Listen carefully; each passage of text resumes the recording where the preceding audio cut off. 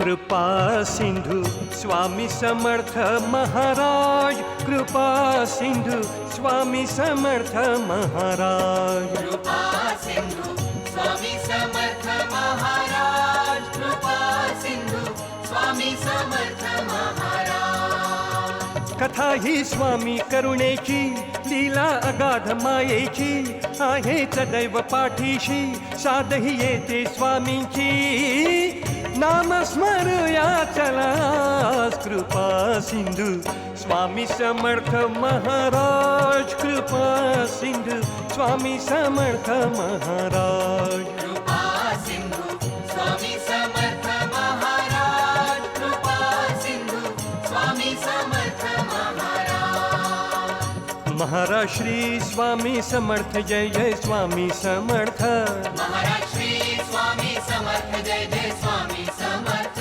महाराज श्री स्वामी समर्थ, जय जय स्वामी समर्थ, महाराज श्री स्वामी समर्थ, जय जय स्वामी समर्थ।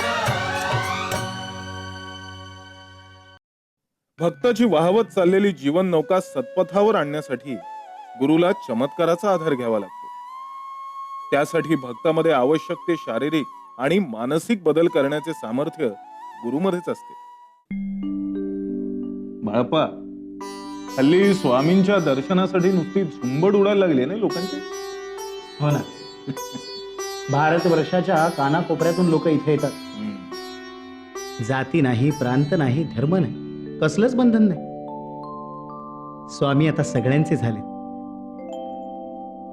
आणि स्वामी देखील कुठलाही भेदभाव न करता सर्वांची दुःख दूर करतात. पण बाळप्पा, या दर्शनासाठी येणाऱ्या लोकांची व्यवस्था मात्र म्हणावी तशी राखली जात नाही असं मला वाटतं कुठेतरी. खरंय. भाविकांची अधिक काही चांगली सोय होईल का ते पाहायला. या. मी काय म्हणते, आज दुपारी घरातली माणसं सोडून इतर 10 माणसं जेवायला. जेवणाचं काय करू? काय करायचं म्हणजे? वरण भात कर आणि गोडाचा शिरा कर थोडासा. काय बेत करू ते नाही विचारते मी, कसा करू ते विचारते. पाण्याची आमटी आणि खड्यांचं भात करू का? व तेच तर चला. गाढवा पुढे वाचली गीता अशी यांची गत आहे. तू कितीही आणि काहीही सांग, उपयोग शून्य. मी काय म्हणते जावई बापू, अहो एवढ्या सगळ्या लोकांना जेवायला थांबून घ्यायची काही गरज होती का? अहो आपण दुपारी काय जेवायचं हेच आपल्याला माहिती नाही. आपल्याला झालं थोडं आणि व्यायाने धाडलं घोडं. आपल्या ताटात काय पडणार माहित नाही आणि ह्या लोकांना काय जेवायला घालणार आपण? आणि तुमच्या स्वामींना ही घरातली परिस्थिती कळत नाही. आपण गरीब माणसं होतो, असं काय करताय? आई, अहो स्वतःला गरीब का समजता? तुम्हाला स्वामींचा आशीर्वाद मिळालाय. स्वामींच्या सहवासाची श्रीमंती लाभली आहे तुम्हाला. वा वा वा बाळप्पा, असं गोडगोड गोडगोड बोलणं तुम्हाला सहज सोपं आहे हो. चांदीचा चमचा तोंडात ठेवून जन्म झाला ना तुमचा. तुम्हाला गरिबीचे चटके काय कळणार? अय्यो, बाळप्पानं बोलताय तुम्ही? स्वतःची गडगंज संपत्ती सोडून स्वामींच्या सेवेमध्ये आयुष्य घालवण्यासाठी आलेत. पुण्या गण्या गणप्याला सहज शक्य होत नाही. हे बघा, बाळप्पांकडे सोडायला होतं म्हणून ते सोडू शकले. आपल्याकडे काय आहे सोडायला? आणि मी काही असं म्हणत नाही की आपण अगदी श्रीमंत व्हावं म्हणून. फक्त 2 वेळच्या जेवणाला आपण मोताद होऊ नये एवढंच माझं म्हणणं. काहीतरी उपाय करा आता ह्याच्यावर. नंतर स्वामींना म्हणा, माफ करा म्हणा आम्हाला.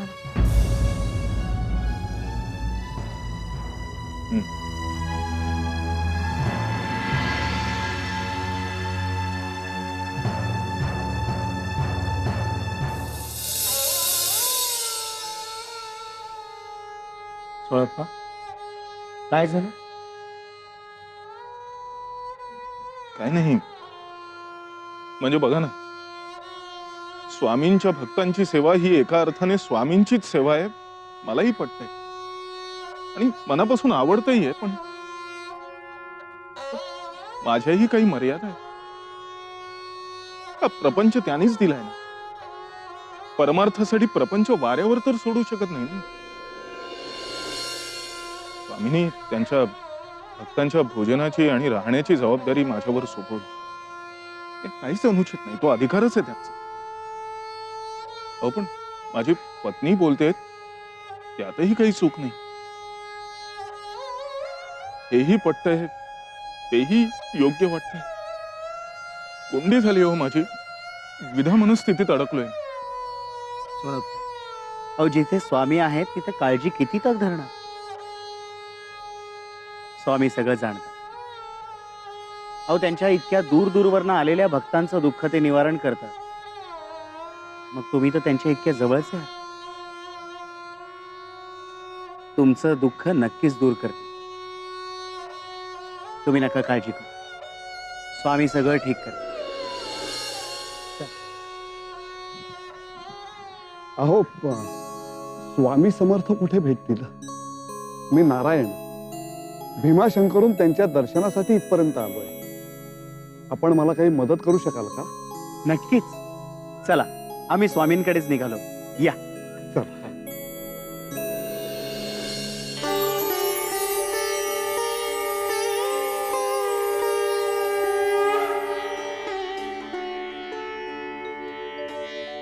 स्वामी हे नारायण भीमाशंकरहून दर्शनासाठी आले. स्वामी स्वामी स्वामी स्वामी आपलं दर्शन झालं, मी धन्य झालो. नारायणराव, आता आला आहात तर लगेच परतू नकात. काही दिवस आमच्यापाशी राहा. सोळ्या, नारायणरावांना घरी येऊन जा आणि त्याची राहण्याची आणि जेवणाची व्यवस्था कर. स्वामी स्वामी कसं सांगू तुम्हाला. अहो यानं घरी घेऊन गेलो तर बायको शिंगा करेल आणि तुम्हाला नाही तरी कसं म्हणू. ती व्यवस्था करायची. अहो पण कशी, घरात थोडाही शिदा शिल्लक नाही.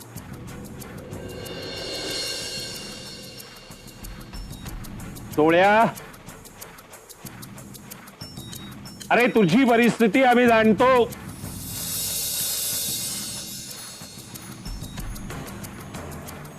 धनाजीराव, तुम्ही मालोजीरावांचे सेनापती ना? जाऊन मालोजी राजांना सांगा सोळप्पाच्या घरी दरमहा 5 रुपये मेहनताना म्हणून पाठवा.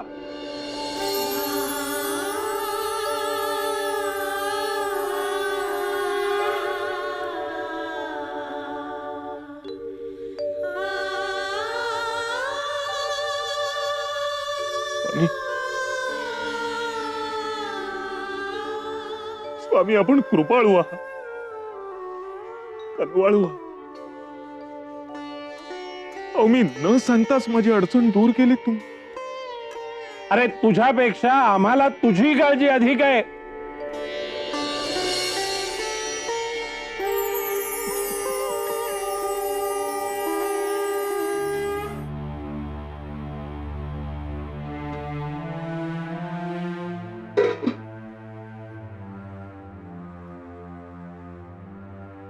अहो हे घ्या दूध, आपल्या पाहुण्यांना नेऊन द्या. ते काय आज सूर्य कुठे मावळला, पश्चिमेलाच ना? नाही म्हणजे तू शांतपणे काहीही कटकट न करता मी सांगण्यापूर्वीच हा दुधाचा पेला माझ्या हाती आणून दिलास. मला वाटलं तू रागवली असशील, तुझ्यावरचा भार आणखी वाढला म्हणून. स्वामींनी आणखी एका पाहुण्याला घरी राहायला बोलवलं ना. आता कशाला रागवे? स्वामींनी स्वतःच त्यांच्या भक्तांच्या आदरातिथ्याची सोय केली ना. फार बरं वाटलं की स्वामींनी मालोजीरावांना आपल्याला दर महिन्याला 5 रुपये मेहनताना द्यायला सांगितलं. पाहिलंच ना, स्वामीच सगळी काळजी घेतात. कधी कधी तर मला फार अपराधी असल्यासारखं वाटतं. मी स्वामींसाठी साधं काही सुद्धा करू शकत नाही, अपुरा पडतो. पण मग मनात विचार येतो की स्वामींसाठी काही करणारा मी कोण? स्वामीच सेवा करून घेतात. खरं सांगू का, स्वामींची सेवा करायला, त्यांच्या भक्तांची उठबस करायला माझी कधीच ना नव्हती. आता तू सांगतेस, पण मी कायम सांगत होतो, स्वामींवर विश्वास ठेवा. तुम्ही न सांगताच तुमच्या व्यथा, तुमची दुःख स्वामींना कळतात आणि ते नकळतपणे परस्पर त्या सोडवतही असतात. पण तू कानावरच घेत नव्हतीस. बरं बाई, चुकलं माझं, पण आता पटलंय ना. बरं जा आता बाहेर लवकर, पाहुण्यांना दूध द्या, नाही तर गार होईल.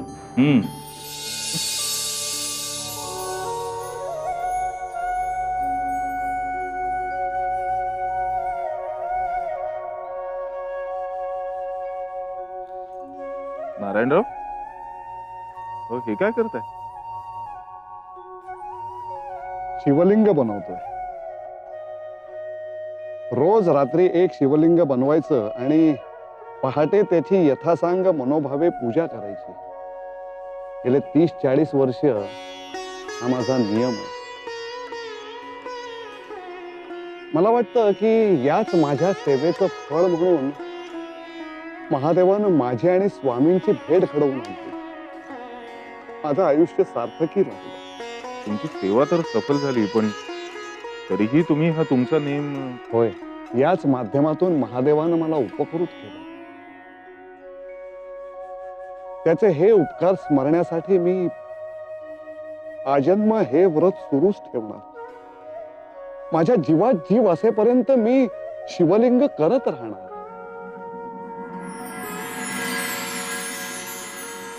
तुम्हाला सांगतो, राधाबाईच्या गळ्यात जो काही गोडवा आहे तो इतर कोणत्याही बाईच्या नाही. बरोबर. अहो बाळप्पा, हो एवढ्या घाईत कुठे निघालात? स्वामींकडे निघालो. हो, स्वामींकडे काय रोजच जाता हो. आज जरा आमच्या सोबत येऊन बघा. पण कुठे? तुम्ही चला तर खरं, मग कळेल कुठे ते. ब्रह्मानंदी टाळीला गेला तुमची. यापूर्वी असा अनुभव कधी घेतला नसेल तुम्ही. नको,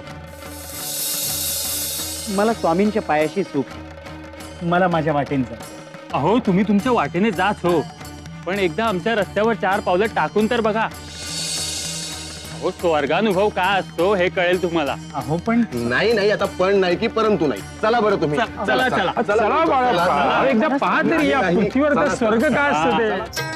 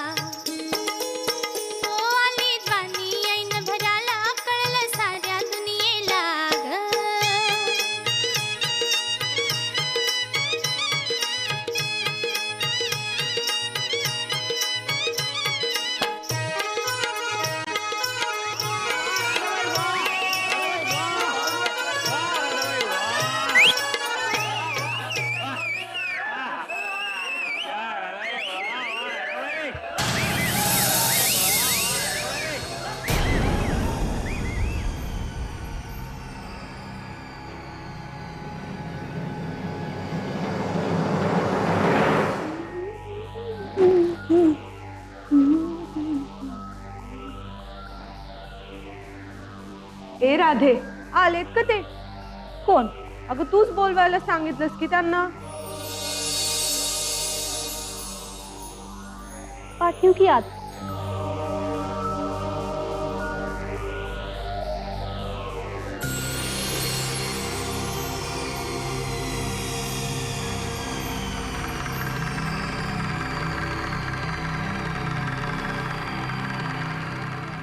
पाहुणं, कसं काय वाटलं आमचं नाच गाणं?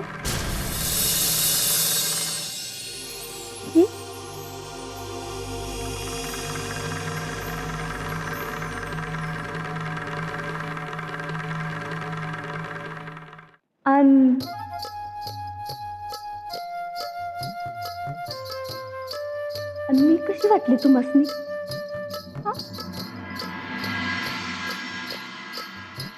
बरं राहू दे. नाच गाणं कसं वाटलं ते तरी सांगा. आवडलं नव? पाहिलं नव तुम्ही? नाही आवडलं, कारण तुमचं नाच गाणं मी पाहिलंच नाही. आता माझं नाच गाणं पाहिलं नाही तुम्ही? अहो पण का? कारण माझ्या नजरेत सतत स्वामींची मूर्ती तरळत असते. माझ्या कानात त्यांच्या नामगजराचा घोष चालू असतो. त्यासमोर तुमचं नाच गाणं काय टिकणार? लखलखीत सूर्यप्रकाशात धुक्याचं अस्तित्व उरतं का कधी? अहो काय बोलताय काय तुम्ही? ही सगळी दुनिया माझ्या रूप लावण्यावर, माझ्या नृत्य कौशल्यावर जान कुर्बान करते. अहो मी समोर असले ना तर यांच्या डोळ्याची पापणी लवत नाही. म्हणतात की माझ्यात अप्सरस रूप आहे, पायात पिचली हाय, आणि माझी आदा घायल करते त्याने. स्वामींच्या लीला प्रत्यक्ष पाहिल्यात आणि अनुभवल्यात. त्यासमोर तुमच्या या क्षुद्र आदा आणि नखऱ्यांची काय मातब्बरी? मला भेटलेला एक एक जण मला प्राप्त करण्यासाठी येडा होतो.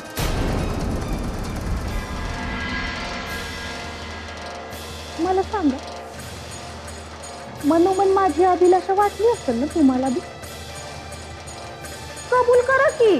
असं काय? कबूल कर की माझ्यासारख्या जपात रमणाऱ्या माणसाला तुमच्या सौंदर्याचं आमिष जरा देखील भूल घालू शकलं नाही. तुमच्या शरीराची मला अजिबात आसक्ती नाही वाटली. तुमच्याकडे बघून मला वासना नाही वाटली, कारण माझ्या मनात भक्ती आणि फक्त भक्ती, आणि ती स्वामींसाठीच. इतकं सौंदर्यवान आहेत तुमचं स्वामी, ज्यांच्या पुढं माझं सौंदर्य तुच्छ वाटतंय तुम्हासनी? काय हो, कसं दिसतात कसं तुमचं स्वामी? स्वामींचं वर्णन मी बापुडा काय करणार?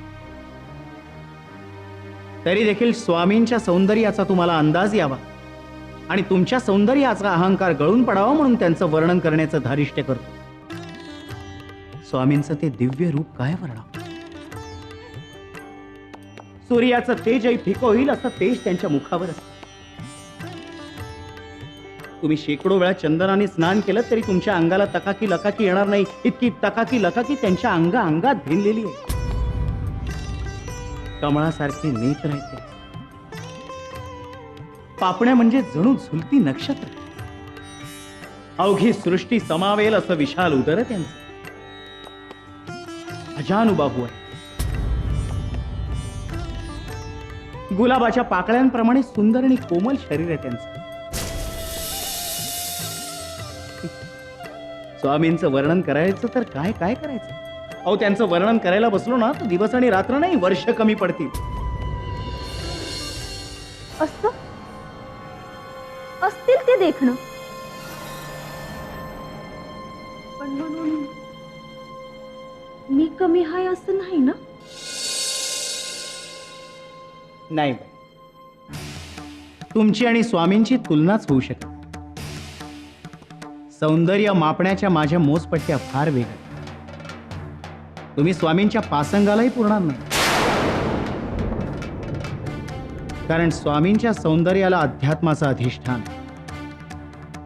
तुमच्या सौंदर्याकडे पाहून मनात वासना येईल, पण स्वामींच्या सौंदर्याकडे पाहून मनात फक्त भक्ती आणि भक्तीच निर्माण होते. हाच फरक आहे तुमच्यातला आणि स्वामींना. तुमच्या सौंदर्यानं मला भुलवण्याचा तुमचा प्रयत्न व्यर्थ आहे.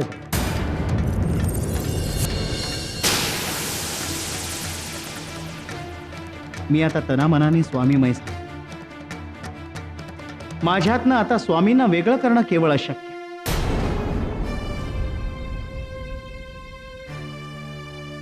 जय स्वामी समर्थ.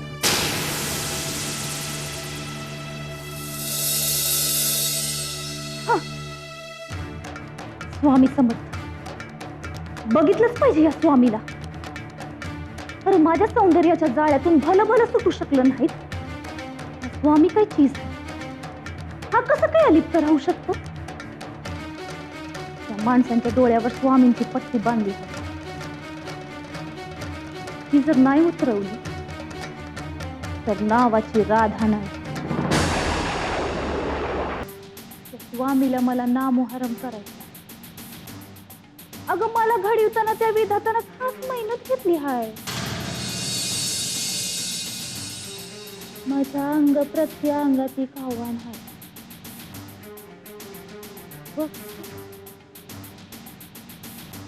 या पुढे त्या स्वामीचा किती आणि कुठवर टिकाव लागतोय. स्वामी